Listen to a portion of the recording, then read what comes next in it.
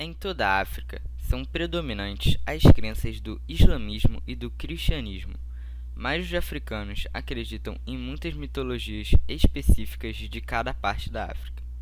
Os povos africanos, muitas vezes, combinam a prática de sua crença tradicional com a prática de religiões abraâmicas, nome dado para as religiões monoteístas que são difundidas por toda a África. As religiões africanas quase sempre acreditam em um Deus supremo, mas tendo variações entre elas de como é visto esse Deus. Em todas as mitologias africanas, envolvem ensinamentos e filosofias que sofreram influências depois das vindas das duas religiões predominantes. Em 2002, os cristãos formavam 40% da população do continente africano, com os muçulmanos tomando 45%. Mas os africanos mais antigos seguem as mitologias sem nenhuma influência externa.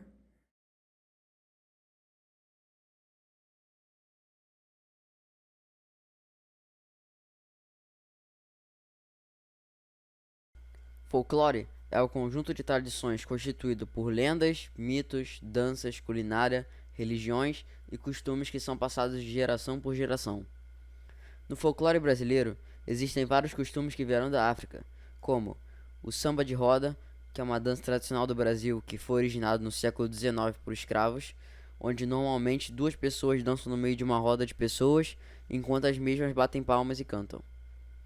A feijoada, que foi originada nas senzalas, feita com as sobras dos senhores, normalmente pés e orelhas de porco, misturadas com feijão preto. A Umbanda, que é uma religião brasileira que traz vários elementos das religiões africanas e cristãs. E o Agogô, que é um instrumento musical composto de 2 a 4 sinos de tamanhos diferentes, e é o instrumento mais antigo do samba.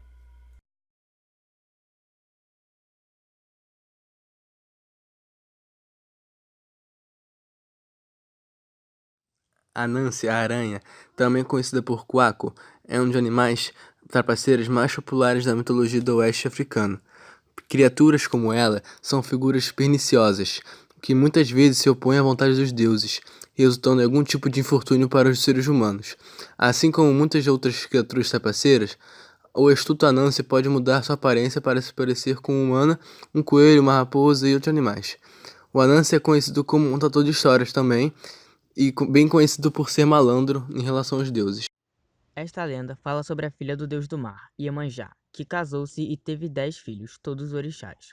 Cansada de morar em Fé, fugiu para o oeste, onde se apaixonou pelo rei Uquerê, que a pediu em casamento. Ela aceitou, com a condição que jamais zombasse do tamanho de seus seios. Um dia, ele embriagou-se e caçoou, então ela fugiu. Ela trazia consigo uma garrafa com uma poção para usar em caso de perigo. Então tropeçou, a garrafa quebrou e a poção virou um rio que a levava ao oceano.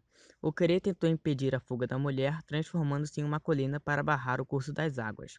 Iemanjá pediu ajuda a seu filho Xangô, que lançou um raio sobre a colina, abrindo-a no meio e dando passagem ao rio. Iemanjá foi para o mar e nunca mais voltou para a terra.